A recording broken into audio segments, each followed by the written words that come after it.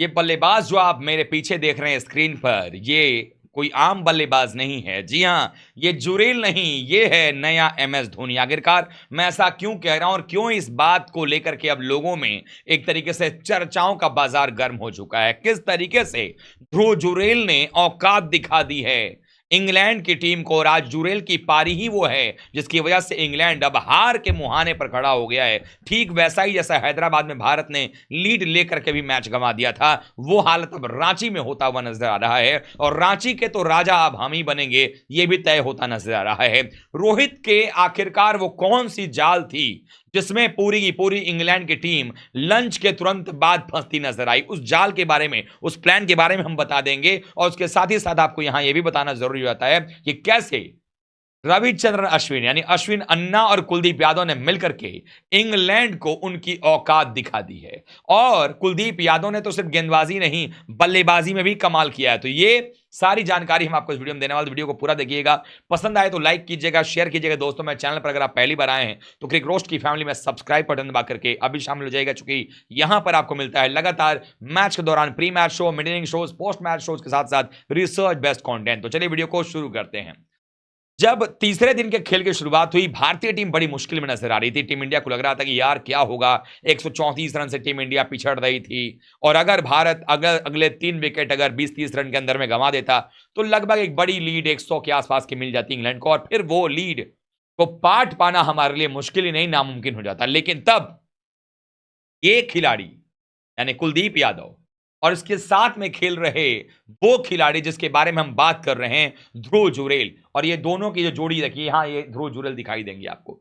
ये वो प्लेयर्स थे जिन्होंने मिल करके अपनी पार्टनरशिप को आगे बढ़ानी शुरू की, 219 से स्कोर को आगे ले जाना शुरू किया, और एक एक करके जैसे कहते हैं ना, बूंद बूंद से घड़ा भरता है, वैसे करते हुए रनों को जोड़ते गए, पार्टनरशिप बनाते गए। पहले 134 की जो इंग्लैंड के पास लीड थे उसको 100 के नीचे लेकर के आए, और जब कुलदीप यादव आउट हुए एंडरसन की एक बेहतरीन गेंद के ऊपर में दुर्भाग्यपूर्ण तरीके से, जब उनके आउट होने के बाद फिर ध्रुव जुरेल ने जो है हवाई रास्ता पकड़ा और उन्होंने बस आ करके धुनाई करना शुरू किया। जुरेल के बल्ले से जिस तरीके से स्ट्रोक्स निकल रहे थे, करारे शॉट्स निकल रहे थे, लोगों ने कहना शुरू कर दिया कि रांची में, धोनी के शहर में आकर के ये नया धोनी भारत को मिलने जा रहा है, जिसका नाम है डीजे यानी कि ध्रुव जुरेल। और ध्रुव जुरेल के बारे में आपको बता दूं एक बड़ा फैक्ट चीज, कि ध्रुव जुरेल की जो व्हाट्सएप का जो डीपी है ना, वो धोनी के साथ तो तस्वीर वाली डीपी है।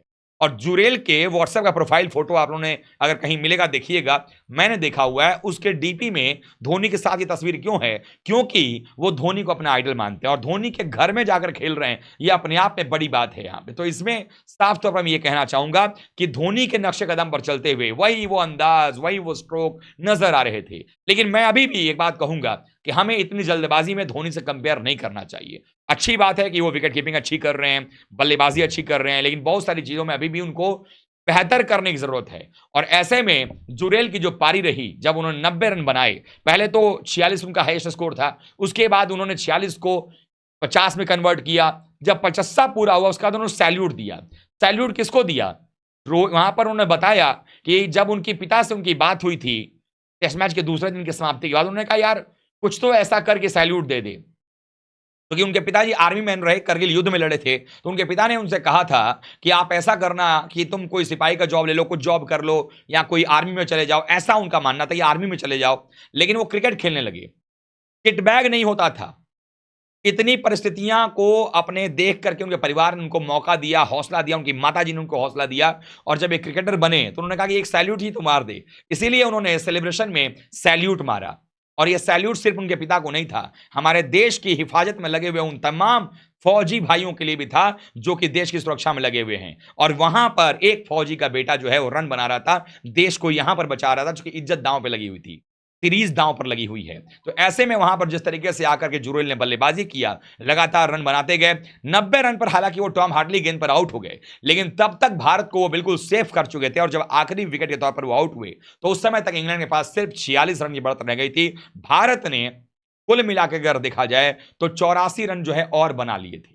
यानी कि आप देखें जिस तरीके से बैटिंग हुई, 88 रन और दरअसल बनाए थे वहां पे, 88 रन और भारत ने जोड़े, और कुल मिलाकर के टीम इंडिया ने 46 रन का सिर्फ जो है वो लीड दिया इंग्लैंड को। और उसके बाद जब इंग्लैंड की बल्लेबाजी शुरू हुई तो यहां पर रोहित शर्मा अपनी जाल में फंसाते नजर आए इंग्लैंड को। इंग्लैंड को यह लग रहा था कि आकाशदीप एक तरफ से बॉलिंग करेंगे, एक तरफ से सिराज बॉलिंग करेंगे, लेकिन हुआ कुछ उल्टा। जैसे ही आए वैसे ही अश्विन को एक तरफ से थमा दिया बॉल, दूसरी तरफ से जडेजा आ गए और इन दोनों ने गेंदबाजी करना शुरू किया। अश्विन ने जल्दी ही कप्तान के फैसले को सही साबित किया। सबसे पहले बेन डकेट को शॉर्ट लेग पर कैच करवाया, उसके बाद उन्होंने आउट किया, वहां पर ओली पोप को भी निपटा दिया, जो रूट को भी बाद में लेकर गए, जैक क्रॉले को निपटा दिया कुलदीप यादव ने। धीरे धीरे करके एक एक खिलाड़ी धाराशायी होता रहा। वहां पर जॉनी बेस्टो जडेजा का शिकार हो गए, अश्विन के शिकार जो है वहां पर होते नजर आए।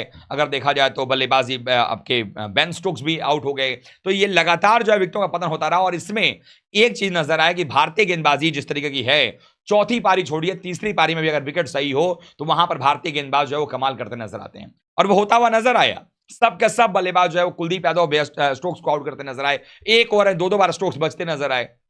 लेकिन आखिरकार भारतीय टीम ने 145 रन पर इंग्लैंड की टीम को रोक दिया। लेकिन इंग्लैंड की टीम को 145 पर रोकने के बाद बढ़त मिलाकर के भारत को जीत के लिए 192 चाहिए थे और अंतिम के 3 ओवर दिन के बचे हुए थे। लेकिन चूंकि समय इतना था कि 8 ओवर भारत ने खेला और भारतीय टीम ने 8 ओवर में 40 बनाए। 24 पर रोहित नाबाद थे, 16 पर जायसवाल नाबाद थे और इन दोनों बल्लेबाजों ने 40 रन कम कर दिया। यानी भारत को सिर्फ 152 रन चाहिए चौथे दिन। अब ये देखना होगा कि ये लंच तक ही मैच फिनिश होता है या लंच के बाद तक जाता है। भारत अब ये मैच जीतता है तो सीरीज जीत जाएगा, लेकिन रोहित के उस मास्टर स्ट्रोक की सराहना करनी पड़ेगी जो उन्होंने लंच के तुरंत बाद लगाया, कि उन्होंने दोनों छोर से स्पिनर्स लगाए, नई बॉल के साथ स्पिनर्स ने कारगर अपने आप को साबित किया और चाय काल के बाद उन्होंने शॉर्ट लेग स्लिप पॉइंट लगा के रखा, लगातार जो है परेशान किया इंग्लैंड को। और अब इंग्लैंड की टीम इस सीरीज को हारने की कगार पर नजर आ रही है और ये सीरीज अगर यहां हारती है उसके बाद हम ये कह सकते हैं कि अगर हैदराबाद का वो टेस्ट मैच 190 की लीड लेने के बाद भी ओले पोप जो कि पूरे सीरीज में लॉलीपॉप की तरह खेले हैं,